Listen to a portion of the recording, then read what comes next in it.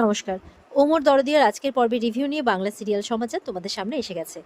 তো শুরুতেই দেখা যাচ্ছে যে অনিরুদ্ধ বলছে বাণীকে যে মানে প্রিন্সেস কখনো নিজেকে বঞ্চিত বোধ করবে না তো, এটার জন্য ভাববে না তো যে আমার ভালোবাসা কম হয়ে যাচ্ছে বা আমার মনোযোগ সরে যাচ্ছে ওর ওর দিক থেকে। বাণী বলছে আপনি শুধু মামামের কাছে নয়, সবার কাছে একজন ভালো বাবা হওয়ার দৃষ্টান্ত রেখেছেন। বলছে আপনার থেকে ভালো বাবা মামামের আর কেউ হতে পারতো না। ভালোবাসা থোড়াই ভাগ হয়। বলছে আমি জানি যে ভালো বাবা সে সবসময় একজন ভালো বাবা, এই নিয়ে আমার কোনো দ্বিধা নেই, নো ডিলেমা। তাই বলছে আমার শুধু এটা ভেবে খারাপ লাগছে মিস্টার চ্যাটার্জি, এত বড় একটা খবর, একটা খুশির খবর আমি নির্ভয় নির্ভার হয়ে গ্রহণ করতে পারছি না। বলছে আমি ভাবছিলাম আমার জীবনটা তো অন্ধকারময়, কিন্তু সেই অন্ধকারময় জীবন তো আমাকে দেওয়া হয়েছিল, আলোটা আমার কাছ থেকে কেড়ে নেওয়া হয়েছিল। আজকে আমার নিজের মা বাবা আমাকে মেয়ে বলে মানে না। আমি আমার সন্তানকে এই কোন পরিস্থিতিতে পৃথিবীর আলো দেখাবো? বাণী তো নিজেকে সামলাতে পারছে না দেখে অনিরুদ্ধ তখন বাণীকে জড়িয়ে ধরে আর বাণীকে সামলাচ্ছে, তার মাথায় হাত বুলিয়ে দিচ্ছে। অনিরুদ্ধ বলছে এতক্ষণ আমি কি করব বুঝে পাচ্ছিলাম না, কিন্তু তুমি যখন আমাকে মনের জোর দিলে তখন সবটা আমার উপরে ছেড়ে দাও। বলছে আমি জানি যে এই যাত্রা আমাদের দুজনের জন্য সহজ নয়, কিন্তু সহজ নয় বলে যে সুন্দর হবে না তার তো কোনো মানে নেই। এই তো দুজন দুজনের দিকে তাকিয়ে আছে, দুজন দুজনকে মনের জোর দিচ্ছে। তো অনিরুদ্ধ বলছে আমি জানি তোমার থেকে ভালো মা হয় না, তুমি যে জটিল পরিস্থিতির মধ্যে প্রিন্সেসকে সামলে এসছো তোমার কোনো তুলনা হয় না, যে তার জন্য হ্যাটস অফ। বলছে আমি তোমার সম্মানের জন্য লড়াই করব, আমি প্রমাণ করে দেবো যে এই প্রশ্নপত্র চুরির মতো ঘৃণ্য কাজ তুমি করোনি। বলছে আমাদের এই সন্তান আনন্দের সাথে আসবে, আমি তোমাকে কলঙ্ক মুক্ত করব। বাণী বলছে উইল প্রুভ ইনোসেন্ট। অনিরুদ্ধ হাসছে, বলছে ইয়া। তো এবার তো অনিরুদ্ধ বাণীকে জড়িয়ে রেখেছে। বাণীও একটু স্বস্তি অনুভব করছে, এত লড়াই ঝগড়া এত অপমান অশান্তির মধ্যেও যেন একটু শান্তি খুঁজে পেয়েছে বাণী। এদিকে দেখা যাচ্ছে মৌলি নিচে জোরে জোরে টিভির সাউন্ড দিয়ে ওই খবরটা দেখছে, বাণীকে এত অপমান করার খবরটা। তো নিউজ চ্যানেলে ভাইরাল হয়ে গেছে। বান্টিকে বলছে জোরে সাউন্ড দাও সবাই শুনুক। বান্টি একদম ডাবল সাউন্ড বাড়িয়ে দিয়েছে। তো বলছে সবাই শুনুক, গলি গলি মে শোর হে, বাণী রানী চোর হে, এরকম টাইপের একটা স্লোগান দিচ্ছে। তো সেটা এবার বান্টিও আওড়াতে আওড়াতে ভুলভাল আওড়াতে আওড়াতে চলে যাচ্ছে, তখন অনিরুদ্ধ সামনে আসে। তো অনিরুদ্ধ টিভিটা অফ করে দেয়। তো মৌলি বলছে তোমাদের কোনো লজ্জা নেই না এত কিছু করো? তো অনিরুদ্ধ বলছে কিসের লজ্জা, যে কোনো চুরি করেনি সে আবার কেন লজ্জা পাবে? তো তখন সেখানে অন্তরা আসে, বলে হ্যাঁ আমার বৌদি চোর নয়, আমার বৌদি এরকম কাজ করতেই পারে না। তখন ইয়েও আসে ওদিক থেকে, পিনাকি আসে, ঈশানী নাকি মন্দিরে গেছে। আর বাচ্চা মেয়েটা তানিয়া বলছে ও দাদু দেখো না কেমন আমার মাকে উল্টোপাল্টা কথা বলছে, ও পিপিয়া তুমি বলে দাও না আমার মা কিচ্ছু করেনি। তখন পিনাকি আসে, এসে বাচ্চাটাকে কোলে নিয়ে বলছে আচ্ছা ঠিক আছে আমি সবাইকে বকে দেবো। তো এরপরে অনিরুদ্ধ পিনাকিকে আর কি প্রণাম করে, বলে কি ব্যাপার, কি হলো হঠাৎ করে তোমার? বলে খুব তাড়াতাড়ি তোমাদের একটা খুশির খবর দেবো। বলে খুশির খবর কি? এটা শুনে তো মৌলি ভাবছে কি আবার খুশির খবর। অন্তরা বলছে এমন একটা খবর যেটা শুনলে তুমি বাবুনের মতো ফুলে যাবে, তাই বলছে। বলে শাট আপ, বলে ইউ শাট আপ। তখন পিনাকি বলছে চুপ করো তোমরা, কি হচ্ছে এটা কি? আর ইয়েকে বলছে অনিরুদ্ধকে বলছে কি এমন খুশির খবর?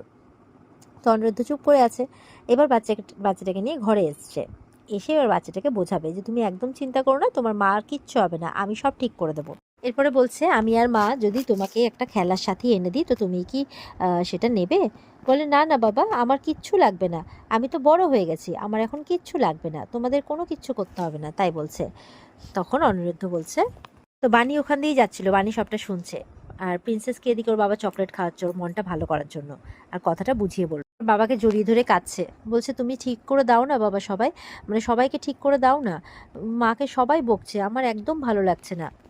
এবার মেয়ের মাথায় হাত বুলাতে বুলাতে অনিরুদ্ধ দেখে যে বাণী শুনছে, ইশারায় বোঝাচ্ছে যে আমি কথা বলছি সব ঠিক হয়ে যাবে। তো বলছে বাবা মায়ের কি অনেক বড় অসুখ করেছে? তো ওর বাবা এবার বাণীর দিকে তাকাচ্ছে একবার, বাবা বলছে আমি একটা কথা বলো তো। অনিরুদ্ধ বলছে বলো না, যদি একজন খেলার সাথী আনি তোমার জন্য তুমি তার সাথে খেলবে? বলে হ্যাঁ খেলবো। বলে কেন, কেউ কি আসছে? বলছে আমরা তোমার সাথে খেলা করার জন্য খুব তাড়াতাড়ি একটা ভাই বা বোনকে নিয়ে আসছি। বলে তাই? সত্যি? লাফাতে শুরু করেছে, এ ভাই বা বোন আসছে, আমি সবাইকে বলবো আনন্দের খবরটা। তখন বলছে না না প্রিন্সেস, তুমি এখন কাউকে কিচ্ছু বলবে না, হ্যাঁ সময় আসলে আমরা ঠিক বলবো, তুমি এখন শুধু মায়ের খেয়াল রাখবে। বলে ঠিক আছে, আমি মাকে তাহলে সময় মতো জল দেবো, ওষুধ দেবো, খাবার দেবো, তাই বলছে। পানি ওদিকে দাঁড়িয়ে শুনছে আর হাসছে। এবার বাবার দুই গাল ধরে মেয়ে বলছে বাবা তুমি শুধু দেখো যে আমার মাকে যাতে আর কেউ না বকে, আমার মা যাতে আর না কাঁদে, তাই বলছে।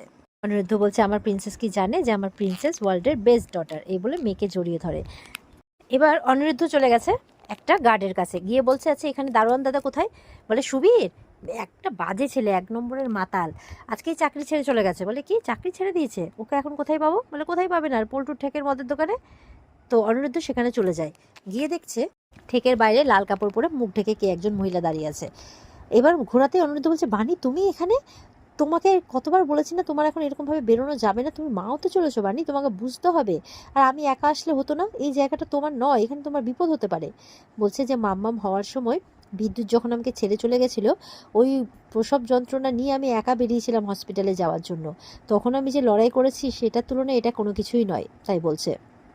তো বলছে অনিরুদ্ধ বলছে, সেসব আমার থেকে ভালো আর কেউ জানে না বলে, মানে বলছে অনেক কথাই তোমাকে বলা হয়নি বানি, সময় সুযোগ পেলে আমি সব বলবো। তুমি এখন বাড়ি চলে যাও। বলে না আমি যাবো না। আচ্ছা ঠিক আছে, চলো তাহলে ভেতরে, কিন্তু আমি যেটা বলবো সেটা শুনবে, কিন্তু একা একা ঝাঁপিয়ে পড়বে না। বলে ঠিক আছে, এই বলে ভেতরে যায়। তো এবার বাকি লোকগুলো বলছে, বাবা কি জিনিস রে, এইভাবে বলছে।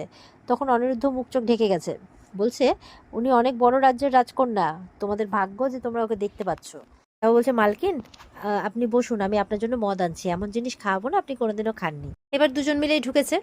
তো যাই হোক, সেখানে সুবীরও আছে, বসে মদ খাচ্ছে। তো ওরা গিয়ে ঢুকেছে।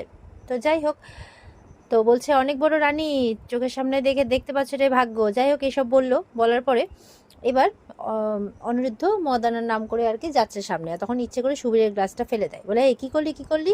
তখন বানি বলছে, ওকে মদ দাও খেতে, এখানে এসে বসুন, আপনার যা ক্ষতি হয়েছে সব টাকা দিয়ে ক্ষতিপূরণ করে দেবো, আসুন, এভাবে বলছে।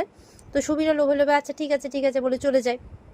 এবার অনিরুদ্ধ গিয়ে ড্রিঙ্ক নিয়ে যায়, সার্ভ করছে, বলে আজ দামি খাবো, আজ পকেটে অনেক মাল ঢুকেছে। অনিরুদ্ধ খালি বলছে, আপনাকে খুব চেনা চেনা লাগছে।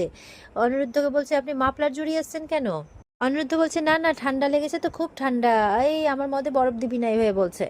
তো যাই হোক, এবার এবার ছলে বলে কৌশলে ওকে ড্রিঙ্ক করাচ্ছে। তো বলছে যে, এই আপনারা খাবেন না, আপনার রাজকুমারী মানে আপনার রানী খাবে না?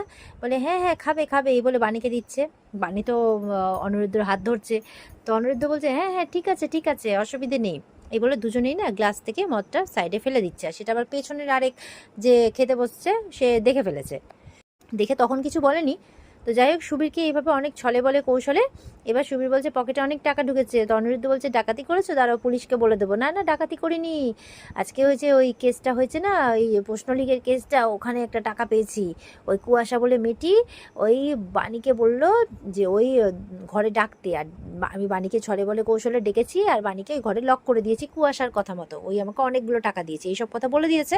আর বাণী কিন্তু তখন মোবাইলে ভিডিও করছে, আর ভিডিওটা হয়ে গেছে, কিন্তু এই লোকটা দেখে ফেলেছে, এই এটা কি এটা মোবাইলে ভিডিও করছে আমার, এটা কি, আরে এ তো বানি সেই মেয়েটা, এই পল্টু দেখ এই আমার ভিডিও করছে, ধর। এই বলে তো অনিরুদ্ধরা যেতে যাচ্ছে, তখন অনিরুদ্ধরা ঘিরে নিয়েছে।